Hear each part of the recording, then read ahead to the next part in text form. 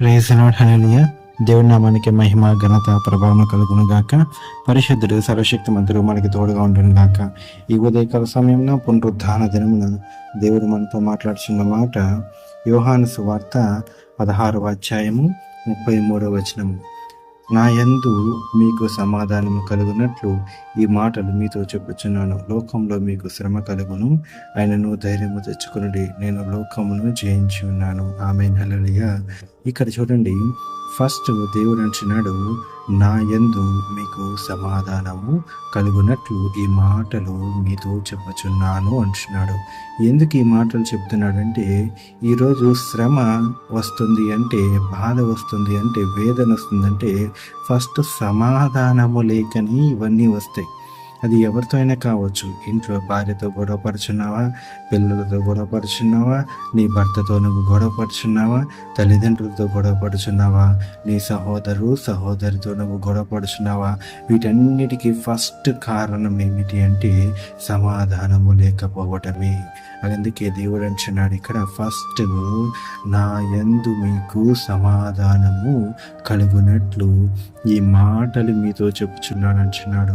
ఏ శ్రమైనా రాని, ఏ బాధ అయినా రాని, ఏ దుఃఖమైనను రాని, ఏ వేదనైనను రాని, నువ్వు ఎంత కృంగిపోతున్నా సరే, నువ్వు రాత్రంతను ఏడుస్తున్నావా, దినమంతను ఏడుస్తున్నావా, ఎవరికి చెప్పుకోక నీ హృదయంలో నీవే వేదన పడుచున్నావా, ఫస్ట్ నువ్వు సమాధాన పడవలసింది క్రీస్తుతోనే. ఎందుకు అంటే, నీవు క్రీస్తుతో సమాధాన పడితేనే నీ సమస్యకు పరిష్కారం అవుతుంది. అదేంటండి, నా భర్త నన్ను తిడుతున్నాడు, నా భార్య నన్ను చూడట్లేదు, నా పిల్లలు నేను చెప్పిన మాట వినట్లేదు, నేను జాబ్ చేస్తున్న పరిస్థితుల్లో మా ఎండి నా మీద సీరియస్ అవుతున్నాడు, నేను ఏ పని చేసినాను, నేను కరెక్ట్గా చేసినాను, మా ఎండి సీరియస్ అవుతున్నాడు, మా బ్రతుకులు బాగాలేదు, ఇన్ని మా పరిస్థితులన్నీ ఇంత ఘోరంగా ఉన్నాయి, ఆయనను కూడా దేవునితో మీరు సమాధాన పడమంటున్నారేంటి అని మీరు అనొచ్చు. ఏ సమస్య అయినా రాని, అందుకే దేవుడు అంటున్నాడు, నేను లోకమును జయించి ఉన్నాను అంటున్నాడు. ఎందుకంటే ఏ శ్రమైనను కలగని ఆయనను ధైర్యం తెచ్చుకోమంటున్నాడు. నా యందు మీకు సమాధానమే అంటున్నాడు.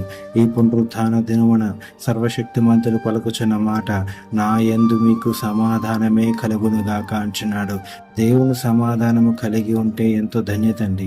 ఆయన సమాధానం కలిగి ఉంటే చాలు.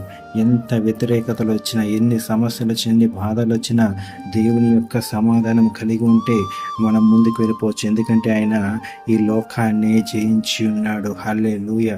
పరిశుద్ధాత్మ దేవుడు ఆదరణకర్తకు తండ్రి మనకు తోడుగా ఉన్నాడు. అందుకే మనం భయపడవద్దు. ఈ వాక్యము దేవుడు దీవించి ఆశీర్వదించును గాక. ప్రార్థన చేసుకుందాం. పరిశుద్ధుడు, సర్వశక్తిమంతుడు, సర్వాధికారి, మీకే వందనములు. రాజా, మీకే స్తోత్రం చెల్లిస్తున్నాను నా పరమ తండ్రి. అవును నా పరమ తండ్రి, నీ యందు సమాధానం లేక ఎన్నో కుటుంబాలు నా పరమ తండ్రి యేసయ్య, ఎన్నో కుటుంబాలు నా పరమ తండ్రి యేసయ్య తండ్రి వ్యతిరేకతలోకి వెళ్ళిపోతున్నాయి, కష్టాల్లోకి వెళ్ళిపోతున్నాయి నా పరమ తండ్రి యేసయ్య, నిందల్లోకి వెళ్ళిపోతున్నాయి తండ్రి. నా పరమ తండ్రి, నీ యందు సమాధానము దొరకాలి, నీ యందు సమాధానం మాకు రావాలి నా పరమ తండ్రి. ఈ పునరుద్ధాన దిన సమాధానాన్ని మాకు దయచేయమని అడుగుతున్నామయ్యా. రాజామంద్రము దేవా, నీకే స్తోత్రంలో ప్రతి ఒక్క బిడ్డని జ్ఞాపకం చేసుకోండి, దీవించండి, ఆశీర్వదించండి. ప్రతి ఒక్కరిని మీరే తోడుండి ముందుకు నడిపించండి అయ్యా. రాజామంద్రం దేవా, నీకే స్తోత్రం. ఈ పునరుద్ధాన దినమున సంఘాల్లో సమాధానం ఉండును గాక, విశ్వాసుల్లో సమాధానం ఉండును గాక, దైవజనుల్లో సమాధానం ఉండును గాక.